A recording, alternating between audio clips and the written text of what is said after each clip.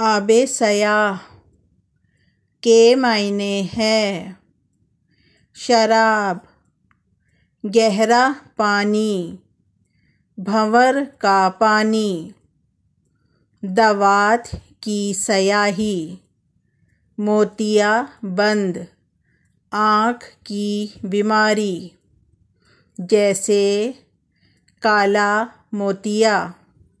जुमला: आजकल आबे सयाह हर ख़ासो आम को है। आबे सयाह से इज्तनाब करें, यानी शराब। गहरे पानी में गिर जाने से जान को ख़तरा है। अलिफ मद आ बे ज़ेर बे आबे सीन ये अलिफ हे सयाह आबे सयाह।